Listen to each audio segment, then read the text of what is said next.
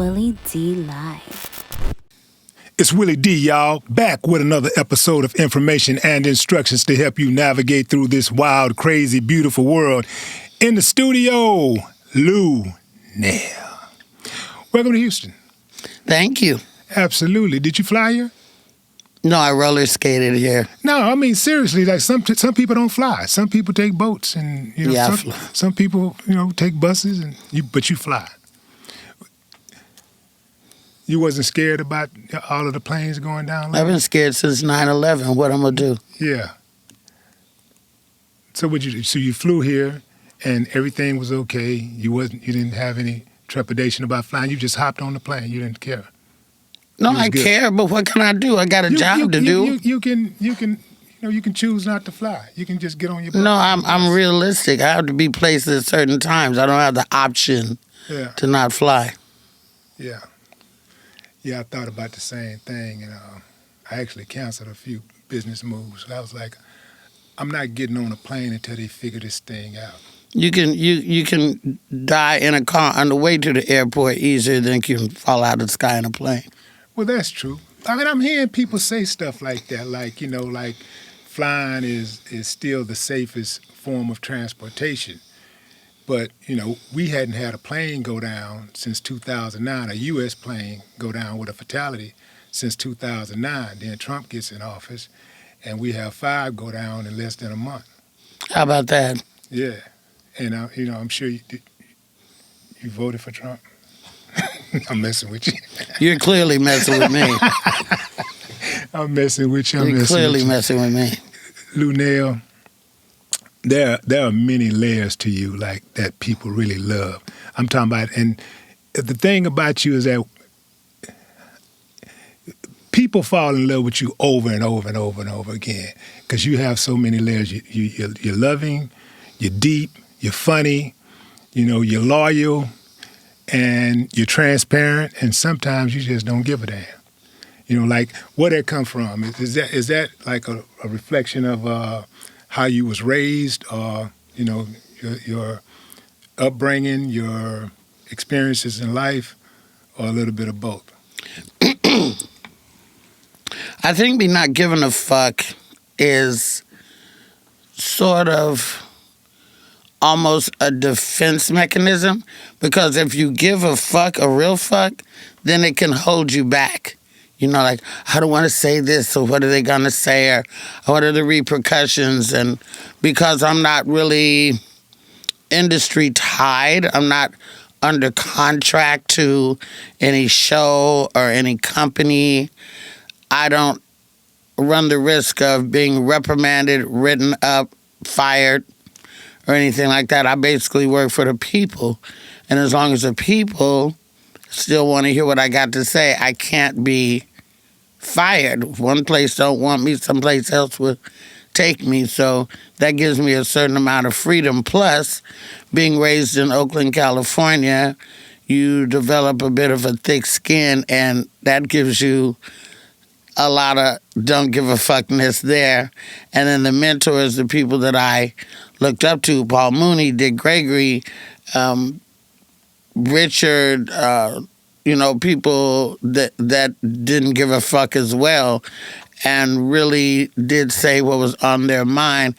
And they found a market for people who feel like that's refreshing to see somebody who's not scared of controversy. Right. How old were you when you left Tollet, Arkansas? 2 months old. Oh, okay, so but you still you take a pilgrimage there every year. Every other year. Every other year, and sometimes in between to go back to Tollet, Arkansas, and visit family. Are they talking about giving you a street? You care about stuff like that? No, I don't care about stuff like that, and we don't really have many streets. Which y'all got, like one road? Roads. Because it's like less than 200 population. Yeah. Yeah. Yeah, but I'm in the Arkansas Black Hall of Fame in Little Rock.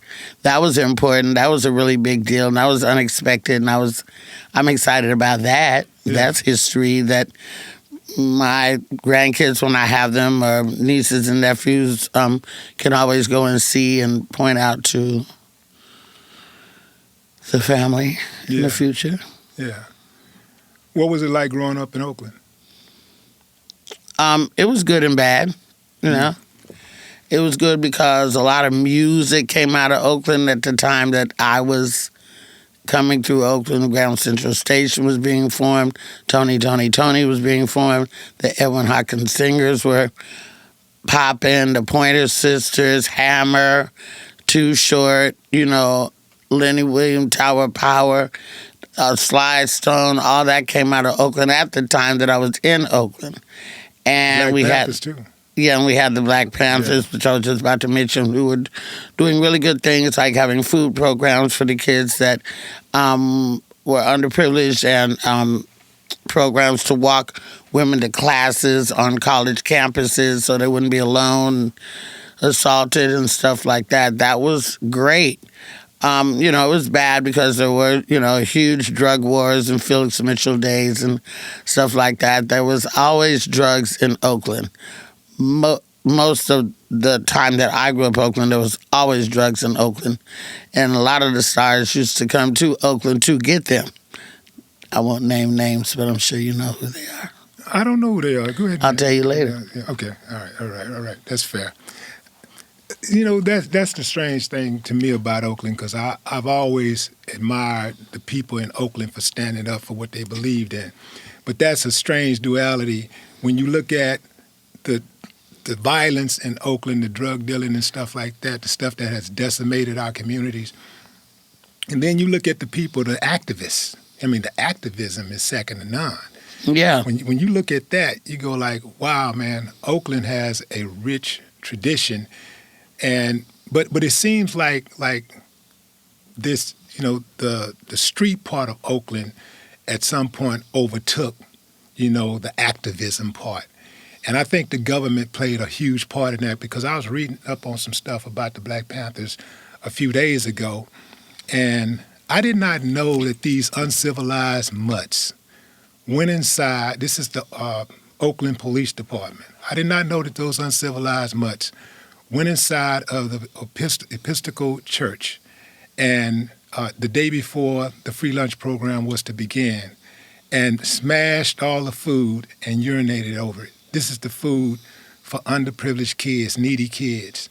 These uncivilized mutts were that hell-bent on our kids suffering that they did something like that. Yeah, and the drugs didn't just find their way into Oakland.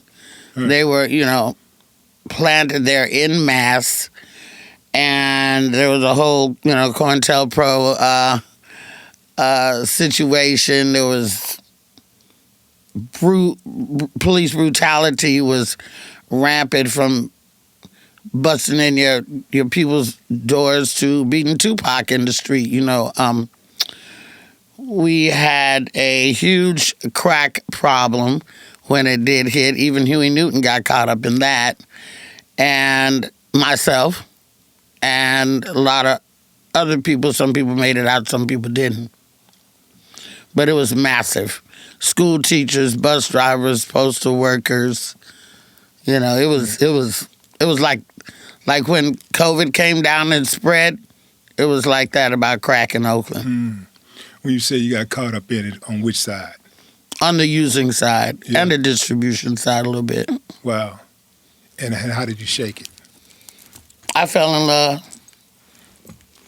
And I put the pipe down, and I never touched it in over 20-something years.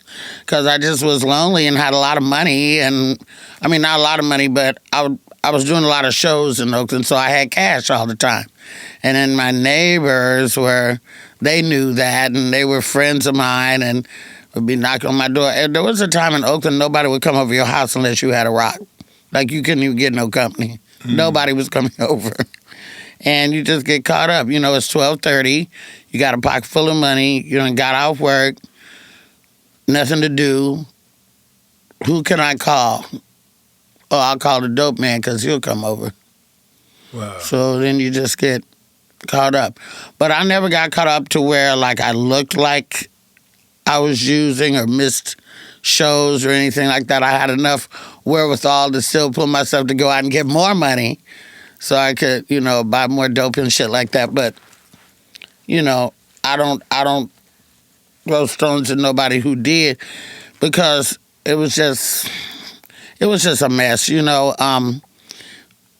Even Felix and we didn't have access to all these guns. We didn't access to all this dope. It sort of got dropped there by the government, and everybody wasn't strong enough to resist it.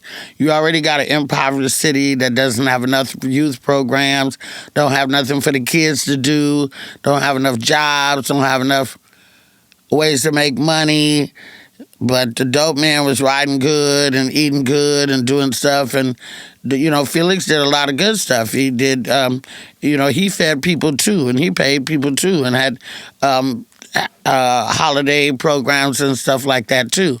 So who they going to look up to, the police or the dope man? So then there was a lot of pimping going on, a lot of pimps, a lot of hoes in Oakland. And that was another way that people saw to make money. If you was a woman, if you was uneducated, if you had to feed your kids, or if you just fell in love with a pimp. It was pretty gangster. But it's worse now. Yeah. Well, what's crazy is that it's worse across the board now, because I thought that we would, like, as I was getting older, I was thinking that this hard life is going to be behind not just me, but us as a society. And then, like, societies are supposed to go forward. And it appears that this society that we're in is going backwards. And there are people out there, obviously, that are contributing to that, but there are also those out there that are celebrating that. That's why they say, make America great again, because, they like those days when our people would have to look down to talk to them. You couldn't look them straight. Make America great again for who, though? And when was it great for us? Right. It's never been. When was it great? Yeah. Yeah. I think that's why we go so hard, huh? Because we want it to be great. We want to have at least we want to be able to be great. I'm going to tell you when it was great to me, when we were segregated. That's when it was great. Because when integration to me, and I know everybody's not going to agree with this, once again, I don't care, but when we were segregated, when black people were not allowed to fuck with white folks, and white folks didn't want to fuck with us, which they still don't, we thrived. We built our own. We built Tulsa.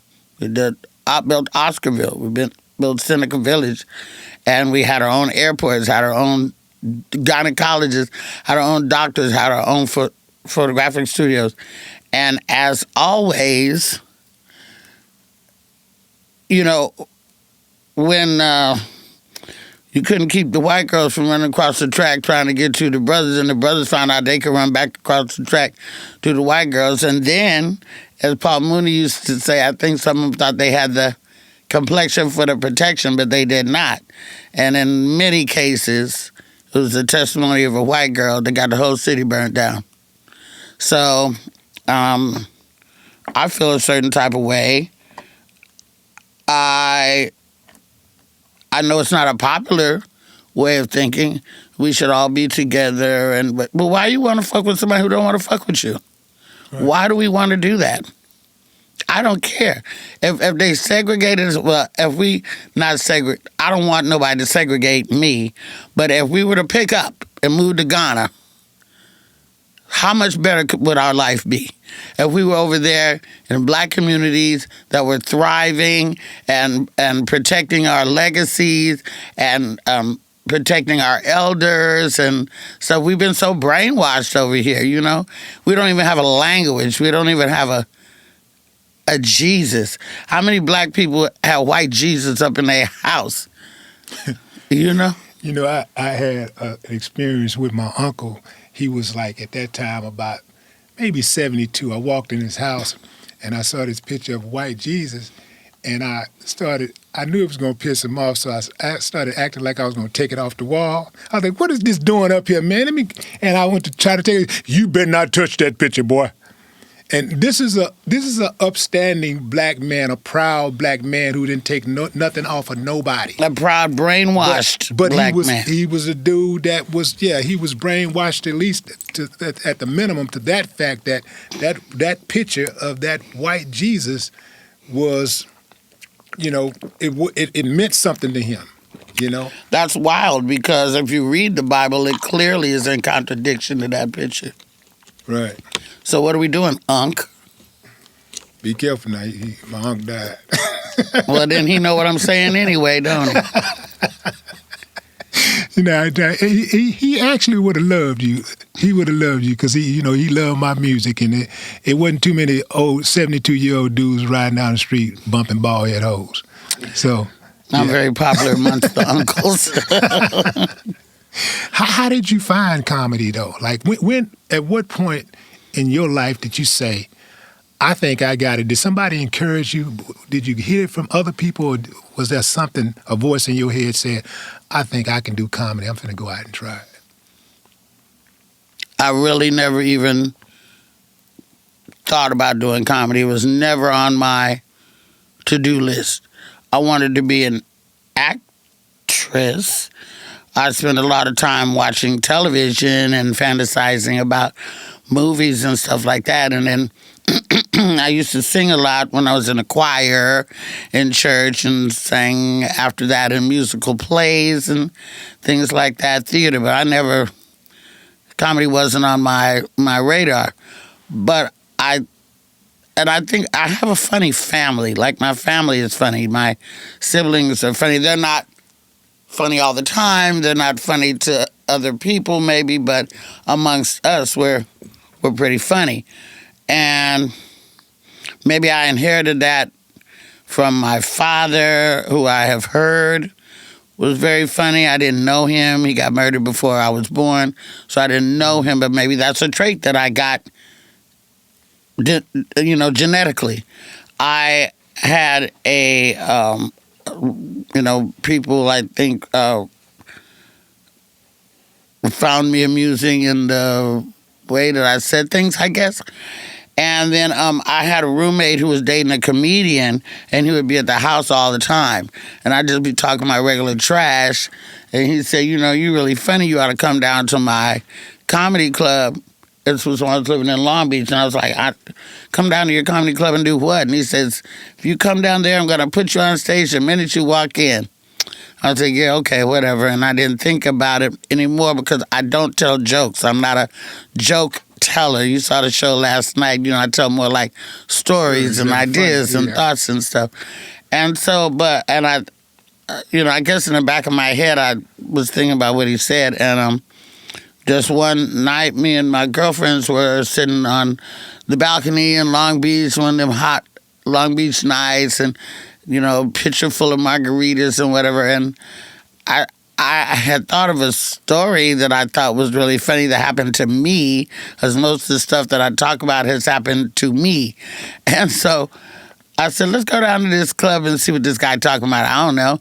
So we went down there, and he's right. He was right the minute that he saw me. He said, okay, you're going to be next. You're going to be next. I'm like, okay.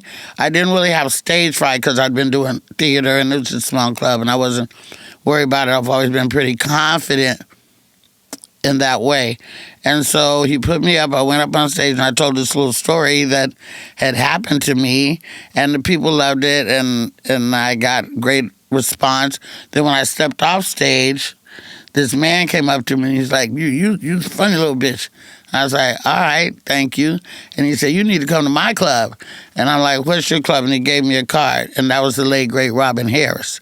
So I met Robin Harris on the first day, the first time I ever did comedy. I went to his club in L.A., and this is back before Comic View or Def Jam or anything. You had young D.L. Hughley, you had young Jamie Foxx, you had young Little Earthquake, and everybody was sort of like a boom that was coming through. Then D.L. got to be the host of Comic View, and Comic View started, and then we had an opportunity to get on TV, and it just snowballed. Did you ever play Birdland in Long Beach? Yes. Yeah. Yeah, I thought I had, so I couldn't really remember. Yeah, I did play Birdland. Yeah, I did. Yeah, It was I used to go upstairs. I used to go to Birdland, yeah. Whenever I was in town and I didn't have shows, I would fly to L.A. just to watch the comedians on the weekends. The comedians that hit that stage were that good. In fact, the comedians were really good. Sometimes the hecklers was better than the comedians. It was very interactive in Birdland. It was really interactive. You had like Ricky Harris and Underwood and everybody came through the Laura Hayes and I mean everybody came through there. Yeah, you had to be on point. This is pre-internet, Yeah. When the only advertisement you had was flyers, purse full of flyers, or somebody say that girl good, you need to go see that girl. That's it. That's all we had. Yeah. And then you was really doing something if you had radio. Yeah, you probably fucking somebody with somebody that could buy radio advertisement. That wasn't a thing either. Yeah. Yeah. Did you see where Shannon Sharp had to he spoke about admonishing his daughter for getting a tattoo? Did you see that? And people were like getting on him about being too strict. Well, I didn't see it. I heard about it. How old was she? She was in high school at the time, so I don't know. I guess high school age, but 16, she's grown now. 17. But at the time, she was in high school, and he forced her to get the tattoo removed. Well, he took her to a technician, and they had a laser remove it. What about it? Well, the question is, I mean, what is your thoughts about teenagers getting tattoos in the household with or without parents' permission? Or do you think that's something that should be something off limits until they're grown, or is it cool? I think that kids of a certain age, like probably under 18, shouldn't be allowed to get a tattoo. And then if you're 18, you're working your own job and, this is the way kids do. The first tattoo they usually get is something about mom or something, so you don't get so mad, and it's sort of like a tribute. And they go, well, Mom, I got it, it's of you. And you're like, damn it, but, well, all right. My daughter only has one tattoo. I have a tattoo on my leg that says, like, she has a tattoo on her leg that says, like, mother. I have one on my leg that says, like, daughter. That's her only tattoo. She didn't get it till she was in her 20s. That's Luenell. I mean, Luenell. Luenell. On Luenell. That's Luenell. Yeah. But I don't think that the tattoo artist should be able to tattoo anybody under 18. I don't know what the rules are. And then also, I can't speak on Shannon Sharp and his daughter's relationship because I don't know it. If he's not in the house and he just popped through and tried to regulate. And she was living with him. Okay, well, Shannon a black father in the house is a good thing. Yeah. So I don't know, I don't know. I don't know about that situation, but a black father in the household is a good thing. Shannon said, "My house, my rules." Well, get out if you don't like it. I can dig it. Yeah. Yeah. Are you still living in the Crenshaw district? That's where I have my Los Angeles house, but I also mainly live in Las Vegas now. Yeah. Was it a culture shock moving from Oakland to Crenshaw? Same thing. Same thing. Same shit. Yeah. Did you know Nipsey? I didn't know him, no, but my house is like 3 blocks from the Marathon store, and I shopped there.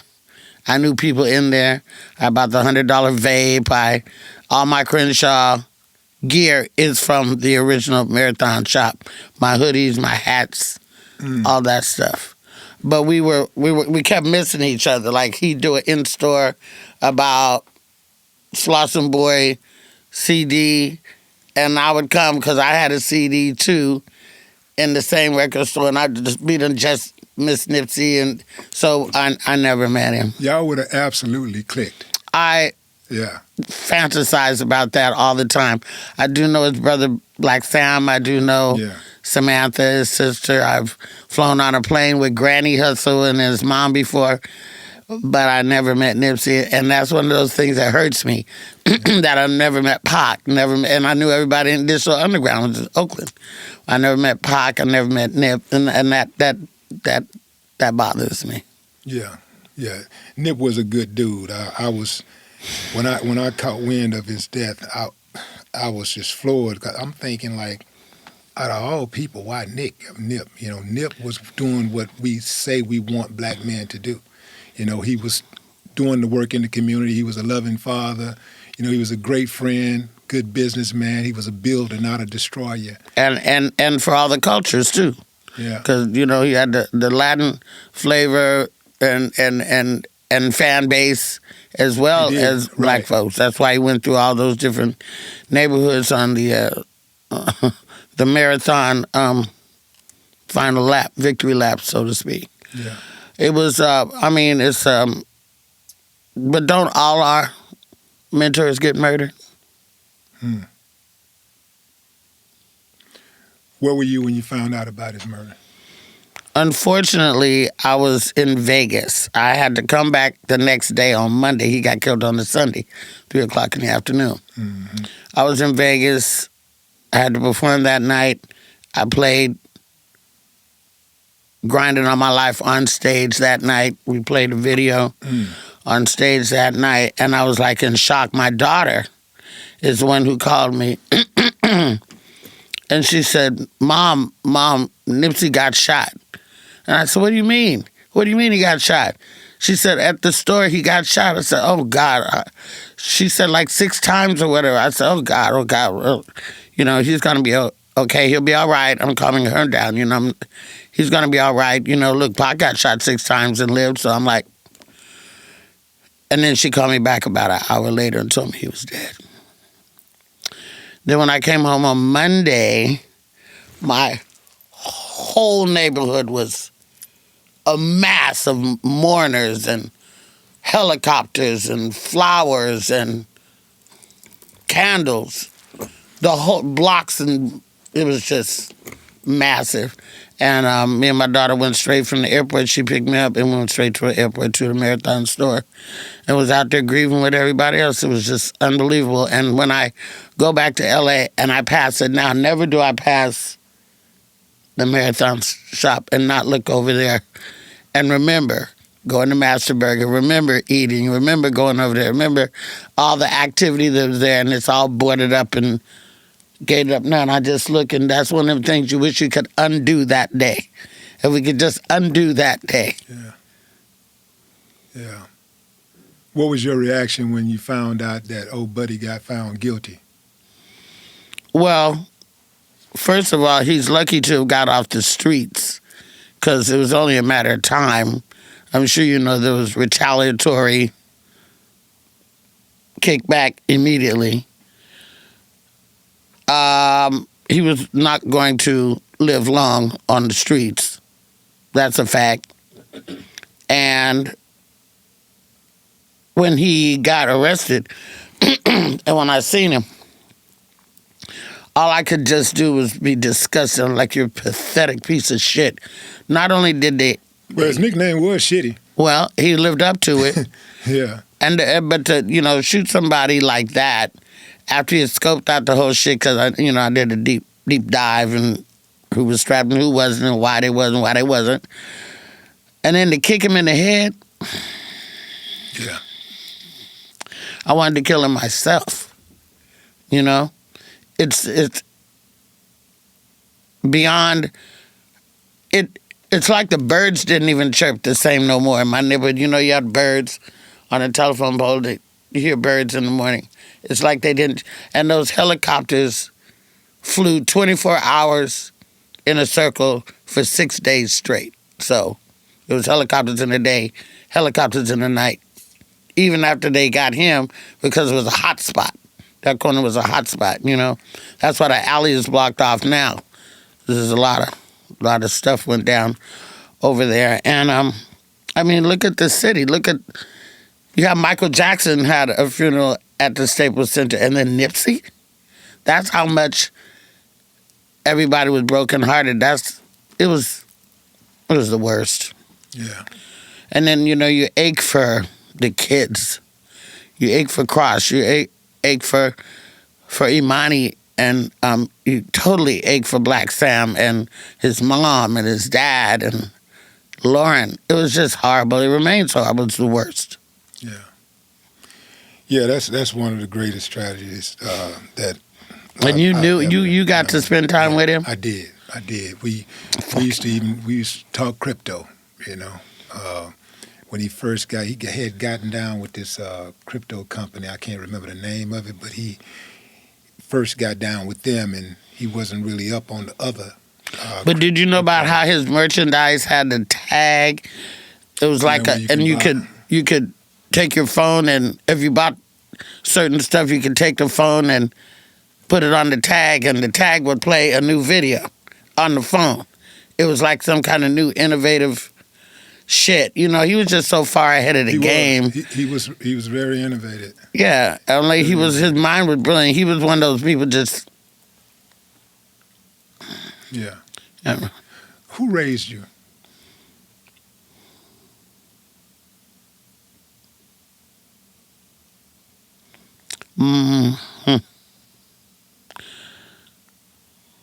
Well,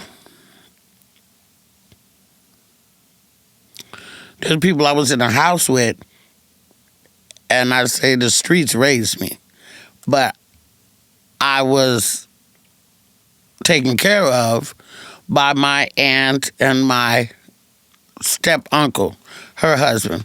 They provided a home for me. I was sort of adopted into the family. There used to be a lot of kids swapping back in there. I was raised by my grandma, and I used to stay with my auntie and stuff like that. So I was raised by my aunt and her husband. But the things I learned some things in the house, and I learned other things outside of the house. Did you have a relationship with your mom? Not really. Yeah. My birth mother? No, yeah. not really. Yeah. Not the kind of relationship I would have wanted. Right. Do you sometimes, like, when you think about that relationship that you would have wanted, do you sometimes think that you came out better because of that relationship not materializing like you would have wanted it to, or that because it didn't happen at all, you became a better person? Well, I know for a fact that had not the shit that happened in my life, my father being murdered, me being adopted out of the family, had that not happened, I wouldn't be sitting here right now. I wouldn't be an entertainer. I wouldn't be doing what I was doing. I wouldn't. Unless God had that plan, it was going to break through all this stuff. But then also, part of me wishes I was back in Arkansas with my 7 brothers and sisters. I wish I knew what they knew. I wish I had the experiences they had. I wish I knew the relatives that they know. I wish I knew the things that they know, but I don't. Are they still back in Arkansas? Yeah, some of them. And the others are in Texas. You're the youngest, right? You're the youngest. Yes. Yeah. Of 8. Yeah. But that's interesting because, like typically the youngest child is the favorite child. That's the child that get all of the love and attention, the adoration. All you would stuff. think. Yeah, typically. But they kind of skip you, right? Well, I don't really know the reason that I would have thought. Okay, my birth mother and my birth father were married, had 7 kids. Then when she was pregnant with the 8th kid, her brother, my uncle, killed my father. So now she's got no husband and her brother goes to jail. And she's pregnant with me. And I would have thought having 7 kids to help take care of me would have helped her through her mourning, and that she would have cherished me. I'm the last baby from the love of her life. That's what I would have thought. But she let her sister-in-law and her husband adopt me. She had a pregnancy, couldn't have no more kids. They really wanted a kid, and she let them take me. Now, is that because she couldn't have saw anything special in me in 2 months? But is that because she wanted me to have a better life? Is that because she didn't want me to be in the house with them and my grandparents, and because she had to move in with them and their kids, and it was just a whole big mess? Was that out of love that she did that, or did she have some kind of breakdown and couldn't do it? I can't see giving up my last kid, and because of that, I wasn't raised with her, and I had resentment too, which I still do. Yeah, I was about to ask you that, because some people, about the resentment part, because some people, they like, look, I'm past, I'm over it, and to me, I would think that would be something I probably could never get over, because I'm not over it, and I'm not even trying to get over it. Huh. Now, my brothers and sisters, my brothers and sisters, they would love for me to get over it. Hold on. I'm not over it. Go back. Damn, Luenell say, I ain't over it. I ain't trying to get over it. I ain't gonna never be Damn. over it. Do you think that the fact that you're not, do you not try to get over it to fortify yourself against the hurt? Well, what the fuck? How would I be fortified against the hurt? How? It's always, as much as my brothers and sisters love me and I love them, it's always going to be them and me. Huh. I don't know the roads they walked. I don't know my brother had to see all of us be born. I wasn't in the house with them through the snow and I didn't have to tote water or whatever like that. I didn't have to do any of that. Then they had resentment against me. They can say they didn't, but they would have to, because I would go visit them in the summers. I was never kept from them. I would go visit them, but here I come from California with a suitcase full of new clothes, sandals, matching barrettes, and things like this, and cocoa butter and all this stuff. And they down there sharing clothes. So, of course, there was resentment against me. Did they try to fight you when you would go down there? They bullied me a little bit. Yeah. Who is that woman that looks damn near identical to you? Do you have a twin? Or? Yeah. No, that's my oldest sister. There's two sisters between me and her. But we didn't look alike growing up. She was tall and slender, and I've always been short and thick. But as we get older, we look very much alike. And when people see us together, they freak out and all that kind of stuff. It's my oldest sister. So you two, you're closer to her than the rest of them? Yes. She's like my mom. Yeah. How many years apart are y'all? About 8. Okay. What pivotal moment in your career that redefined your approach to comedy?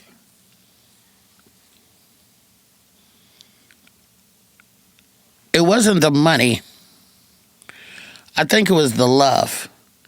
I think that the love that I get from the audiences substituted from the love that I didn't get in the family. Because I wasn't like, it wasn't like, I'm going to go out on a limb and say, until I got successful, I really wasn't shit. Because I was fucking up too. Like I said, I did drugs. I went to jail. I robbed a bank. I did all kind of shit. Stole all kind of shit. Had a baby. You robbed a bank. It's actually called embezzlement because... Okay, so it wasn't with a gun. You robbed the bank without a gun. Right. So you was working at the bank? Correct. Uh-huh. And so was that your first time ever getting in trouble with the law? No. As far as like having a felony? Yes, having a felony. Yeah. But everybody shoplift. You start off shoplifting a little lip gloss and this and that and candy and shit like that. So I had done stuff like that. And then I got arrested for some other miscellaneous bullshit that I won't go into right now. But no, I never had a felony until I went to jail for embezzlement. Whose idea was it? Like, did you see like a loophole in the process, the way that you was working? And did you see a loophole, or did somebody tell you about the loophole and you exploited it? I saw the loophole. You saw the because I had been working at banks before. So I knew when a bank was failing. And I said, this bank's going to go out of business. And I had worked at several other banks. I had been a bookkeeper. I'd been a teller. I'd been this and that and all that kind of stuff. And I was working as a teller in this particular bank in Long Beach. And, the teller I always feel is the face of the bank. That's the person that's going to make you want to bank there or not bank there. The greeting that you get, that's who you build your relationship with is the tellers. And I was doing a lot, and I was a really good teller. I was even getting written up for making people laugh in the bank, or I'd get written up, Luenell uses profanity within customer earshot and blah, blah, blah, shit like that.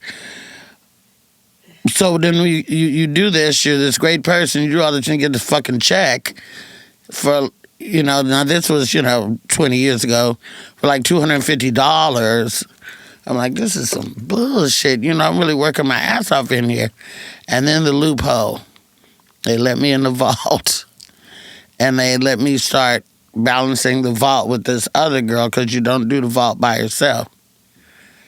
And I don't know, this particular day, I don't know, stacks and stacks of money. This bitch turned her head and... Now, what kind of paper we talking about? 50 racks. 50 racks. How much time you end up getting? 4 months and 18 days. But I didn't get busted for years and years and years. If I'd have taken less than a felony amount, I'd have got away with it because the statute of limitation. When you have a felony, as I'm sure you know, felonies never fall off your record. You can do something at 22 and get busted at 97 for a felony. So I had, the feds came and they were bound, questioning everybody. And, I was saying she did it, and she was saying I did it. And so finally I said, yeah, fuck it, I took it. So, okay, now what? So they took me to jail, but I got to get out on my own recognizance because they couldn't find anything else worth anything, and so they let me out. So when they let me out on my own, they said, well, when you come back to court, this is your court day. When you come back to court, we're going to sentence you. And I said, yeah, all right. And I went back to Oakland. Pew! I went back to Oakland. But then I went back to Oakland and I was doing comedy and my name was in the paper every week. And I was like, Jesus Christ, my shit's in the paper. But none of that never happened. I got pregnant. And when I had my baby, I signed up for the WIC program and to get milk and stuff like this. And the Social Security numbers crossed up.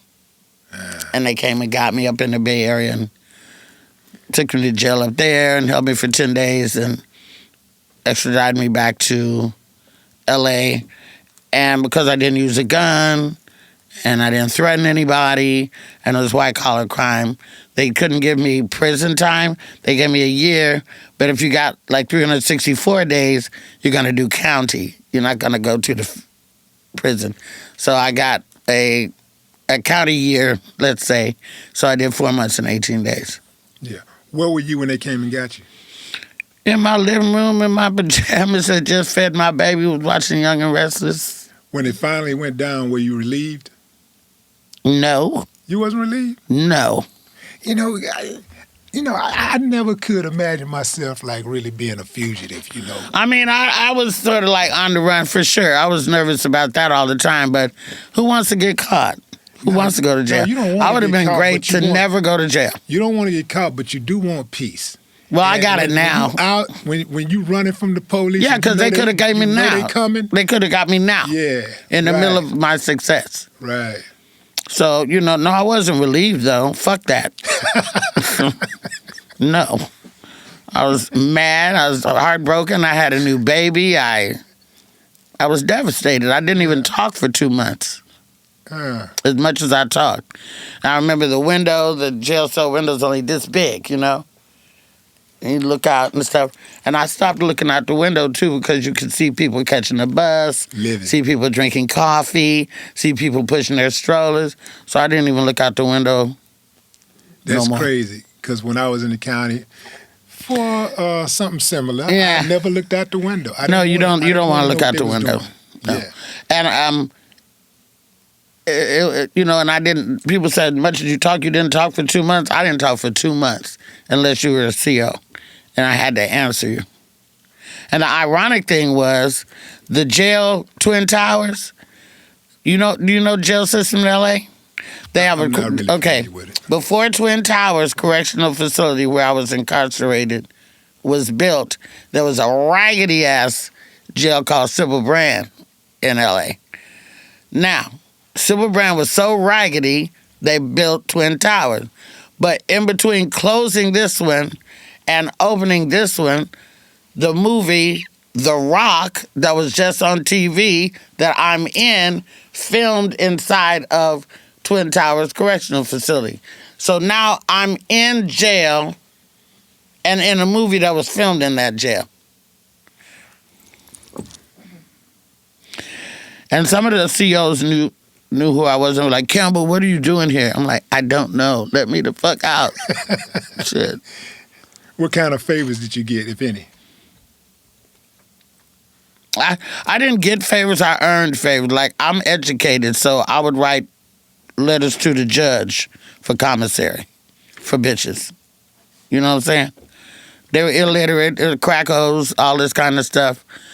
And so they would be getting ready to go to court, and they knew after a while that I was good at writing.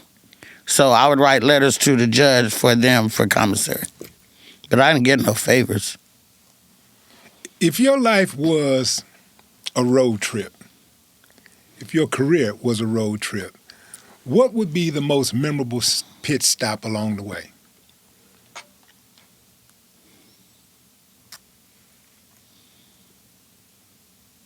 Having a baby. I never thought I would. Didn't want one. Didn't care. But my aunt that raised me, she died, and the next month I got pregnant.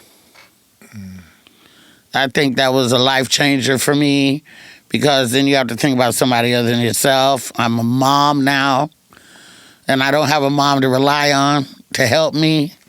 And it's sort of like I had to figure, I'm still figuring it the fuck out. And she's almost 30 years old. So I think that was the big pit stop for me. When you had her, when you knew, before you had her, when you knew it was going to happen, did you set your mind to say, you know what, I'm going to be a much better mom than my mom ever was? I was in denial for like 6 months. I was still using, drinking, smoking. I wanted to have a miscarriage. I stood in front of microwaves. I did all that. I don't want to have no baby without my mother. How am I going to have a baby without my mom? I don't know what to do. This is insane. I know I'm not having no baby. This can't be happening. I just lost my mother. I'm still grieving. This can't be happening. It's unreal. And then one day I went to my mother's grave. And I sat on the grave and I said, am I really having a baby? Am I really having this baby? If I'm to have this baby, show me a sign. And I went back home the next day. I didn't have a car or anything. I was walking through the store, and I got a glimpse of myself in a car window. And it looked like overnight my stomach went zoop, like that. And I was like, oh, fuck. And then my girlfriend's like, are you ready to go to a fucking doctor now? Are you ready now? So I went and had a blood test, said positive. I'm like, no, do it again. I had another blood test, they said positive. And that, in like my 5th month, is when I started prenatal vitamins and stuff. But I didn't stop using. At what point did you say to yourself, I am going to give this baby the world? The day that we got left alone by ourselves. Because in the hospital, I had people around. My girlfriend came and all that kind of stuff. And when I came home, I had everybody coming to the house. And my sister flew out. She gave her a bath, and she did this, and she was so. But the day that everybody left, and it was just me and her, and she's laying there, I said, well, I guess it's you and me. And that's when shit changed. Yeah, you just painted that picture. I see that. That's beautiful. Wow. You had a sister that also was killed? Yes. Yeah. How did that happen? She got murdered. She got stabbed to death in her apartment. By like a boyfriend or something? We don't know still. I've been trying to open the cold case for years and years, and, this was before DNA. There's only so much, it's over like 30 years ago now. I was 16 when she got murdered. And I have issue with people saying passed away when somebody was murdered. You pass away from cancer. You pass away from AIDS. But somebody took her life. So she didn't pass away. She got murdered. Yeah. And so we don't know who did it. We have ideas. We don't really know who did it. My biggest fear is always thinking that whoever killed my sister might be sitting in the audience looking right at me. Wow. Yeah. That bothers me. Yeah. Do heckling bother you? I don't get heckled. Yeah. You got it somewhere down the line. Never. Somebody. I've never been booed. You've never been heckled? No, I don't get heckled. Hold on, you've never been booed? No. Well, how be Did that? you see me last night? Yeah, I saw Okay, you. was I fantastic? Of course you was. I've been I'm just fantastic saying, the whole time. But I'm just saying, even the greats of the greatest, I've and you never are been one of booed. the greats of the greatest, Never. get booed. I've had the At least silent once. treatment. No, never. Why would I lie? I've had the No, I silent don't believe- treatment. no, it's not I've that I had don't I've had believe you. crickets. Yeah. But I've never been like, boo, you suck, because I've just never had that, and I wouldn't lie about that. Right. Hecklers. The only hecklers I get, they say, "We love you, Luenell. Oh my God, you look amazing, And they keep Luenell." Ah! If that's heckling, I get heckled. But other than that, like, I don't get that. Fuck you, fat bitch. Get off the stage. I never had none of that. So what do you think about these people coming on stage, rushing the stage these days? Like, there used to be a time when no matter how offensive a comedian was able to get through their act unimpeded. Now, Well, okay. I think that some of the comedians go too fucking far. The offensive stuff that was said before is not as offensive as the shit people are saying now. And nobody deserves to be assaulted on stage, no matter how offensive you are. It's the club's faults. The clubs let them get too drunk. If you're a black person in a white club heckling, you're going to get thrown out. But if you're a black person in a black club, they don't want the smoke, so they let it go.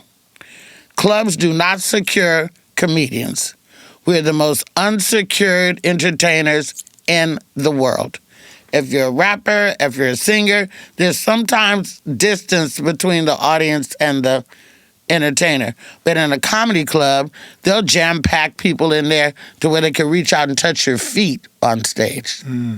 So the clubs have security for the front door, and the clubs have security in the club, but they're not there to secure us. I hire my own security that's there for me. But the clubs don't secure the entertainer. And plus, if the security is way in the back of the room and you got a room full of people, you could be stabbed 15 times by the time they get from back there to get to you. So the clubs are full of shit. It's the club's fault. you're absolutely right. That is why I'm particular about the comedy clubs that I do go to. The shows that I do attend, I'm very particular about them. I've only been able to make those choices recently. If it's too tight, if we don't have a way out, I may not want to go back to that club. I've been doing this so long that I should be able to pick and choose by now where I go. If the crowds are notoriously rowdy, which I don't mind a rowdy crowd, I'm here for the smoke. But if they're just notoriously, loud, if the bar is way over here, and if it's a place where, I'm not going to lose my voice hollering if I had 6 shows in a week. If you guys don't regulate your audience, if you don't have a place where people sit the fuck down and listen to comedy, I won't play the club. And we're trying to do more theaters than clubs now anyway, even though I do love clubs. But, I'm trying to work smarter, not harder. So if I can do a theater and make the money in one night then why go do 4 or 5 shows in a week when I can do that in the one night? Now, can I fill a theater? Some. I sold out the Apollo Theater the first time I ever played that. That's why I'm going back this year, May 16th, in time for Malcolm X's 100th birthday. And 4 days after your birthday. That's correct. And so they're going to maybe make that an annual thing. I've done the Paramount Theater in Oakland. I've done some big theaters, and I've been on big stages with other people like, Cat and Chapelle and stuff like that. But I'm talking about me. So I don't really think that I'm there yet, because I want to be the first black female to do arenas. I want to sell out 5,000-seat arenas, 10,000, 15,000. I would like to do that before I get up out of here. I don't know if that's going to happen, and I don't know a bitch who's doing it. Do you know any black female comics that by themselves are selling out arenas? I'll wait. Tiffany Haddish not doing it? Did you go to an arena and see Tiffany? No. Okay, who else? That's about it. Well, no, Wanda Sykes is a great comic, and she's selling out arenas. Yeah. Yeah, that's a tough one. There isn't one. But it's a way. You know what I'm saying? It's well, if there's a way, I think I'm it. Yeah. But I'm supposed to think that of myself, right? Yeah. Yeah. What's this talk I've been hearing? And I know this is your business, and you probably don't want to talk about it, but I'm say it anyway because I know you're transparent.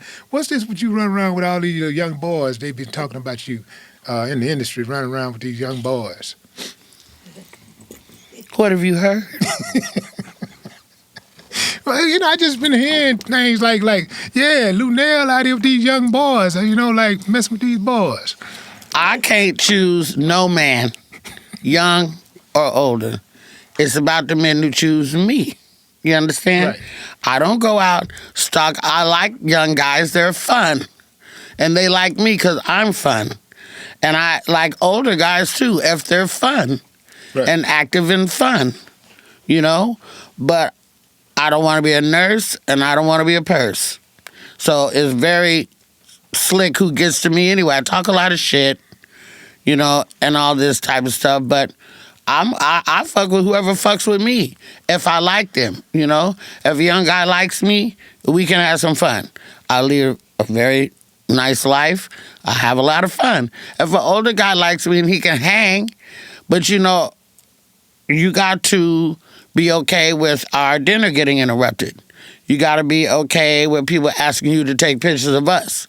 You got to be, which I don't do that. I don't make my date the fucking photographer, my security and all that. Bitch, you want the picture, find somebody to take the picture.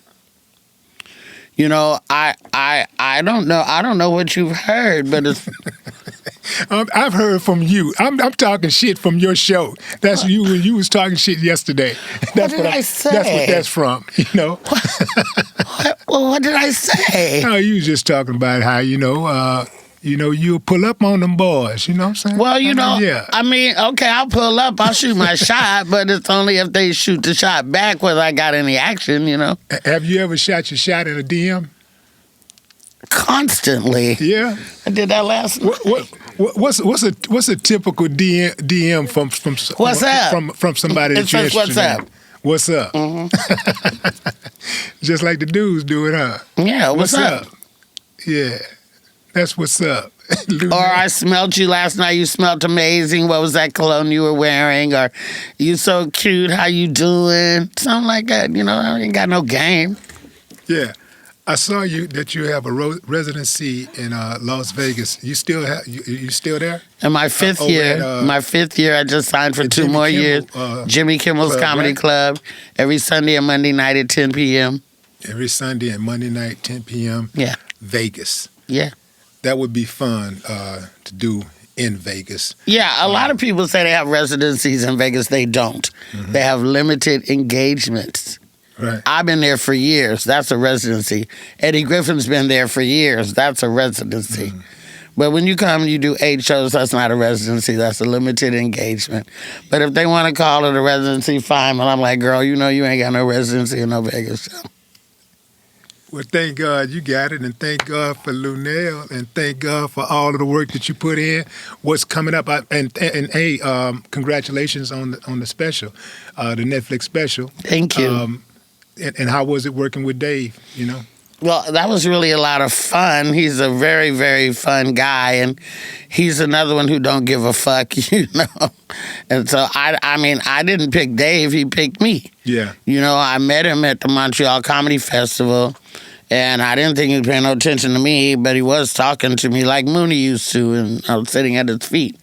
And then we met again at Saturday Night Live when Eddie went back for 20 years, and he hadn't been there. Not this thing that they just did, but Eddie went back like a couple years ago. Yeah. And we met backstage there again.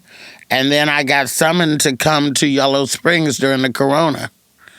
And, you know, hopped on the jet with some other people and went out there. And I was like in the cornfield with all these white folks. And I'm like, okay, you know, whatever. He flew me out here. I'll do what I do. And I did, and he did it again. And then my daughter was with me, and he was sitting next to my daughter. And he told my daughter, he said, I'm going to get your mom a Netflix special, and I'm going to pay her X amount of money. And my daughter told me. He still ain't told me. My daughter told me. And I know, you know, as a black mom, we know this. You can lie to me. You can lie to my friends. Don't fucking lie to my daughter. I don't care who you are, because you're going to really... You will regret doing that. So I knew that when she told me he said that, I knew that this must be true because he's told it to my daughter. And then we started communicating, and, you know, he wanted to see my sets and stuff here and there, and I was sending him video. And then he said, pick a place that you want to do your special at. And I said, well, let's do it in Oakland. So we did. I wanted to give Oakland something to be proud of, you know. And I think it's a really good special. People want more because it was only 33 minutes long. It's not an hour long. I'd never worked with Netflix like that before, and now I have a relationship with them, relationship with him. When it came out, I had billboards in Times Square and in Los Angeles on Sunset Boulevard and on Las Vegas Strip and in Oakland. And my daughter got to see that. You know, I do everything to show her what the possibilities are, you know? Right. And so I think it's really great. It's still on Netflix. I hope people check it out. It's called Town Business, what we say in Oakland. And I'm really proud of it. Now we're just going to try to see, can we work on special number 2? Right. Well, that's automatic. When it's time for you to go and you ain't got no more, how do you want people to remember Luenell? Well, you know, I'm going to be cremated. I'm not going to be buried. Join the crowd.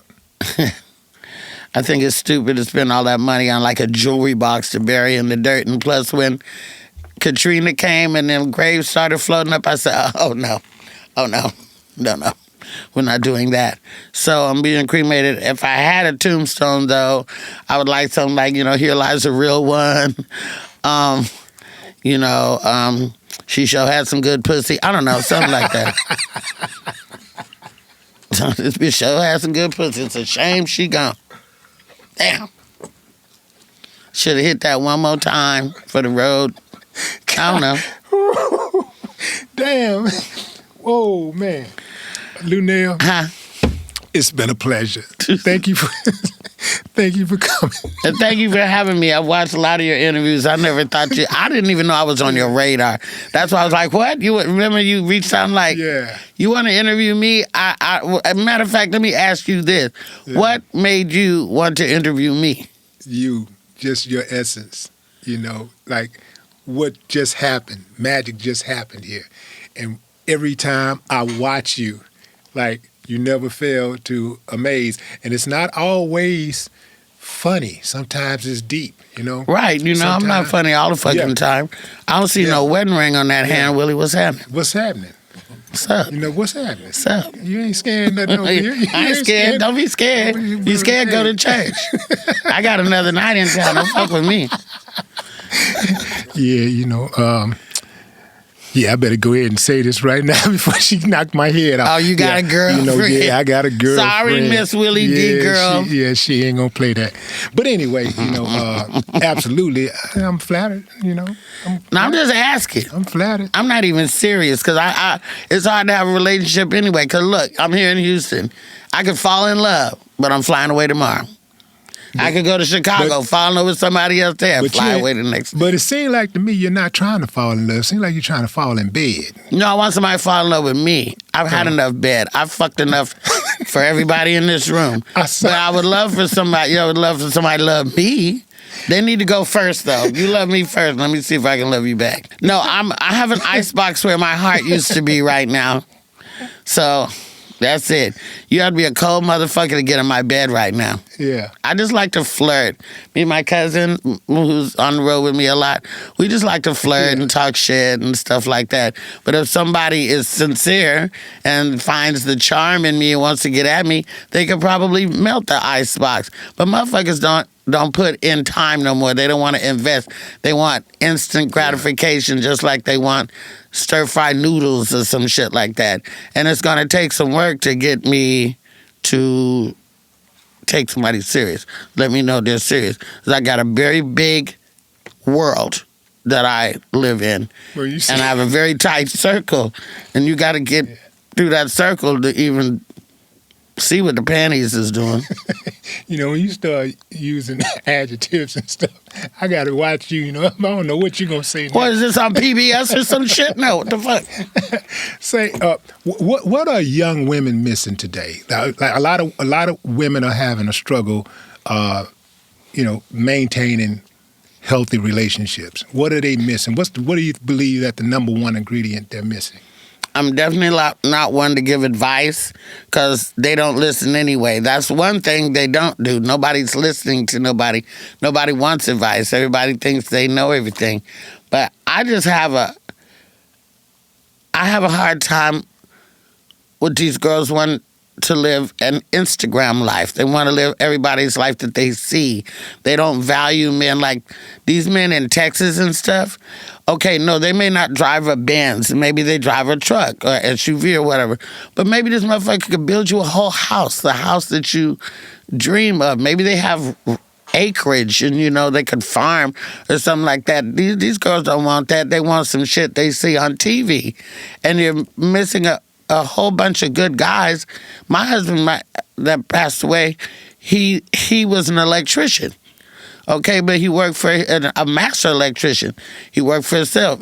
Everybody wants electricity. We never had a problem with him getting work. Somebody wants some plugs. Somebody wants some can lights. Somebody wants this. Put the house on the clapper, whatever.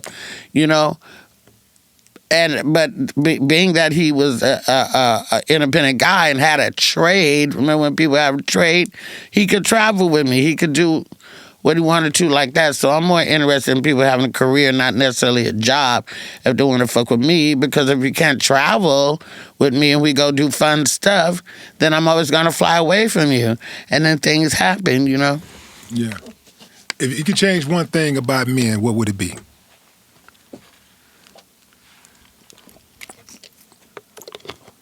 Their narcissism. A lot of men are narcissists. They want to blame somebody else for all their shortcomings and stuff. If you're a mama's boy, bitch, just say so.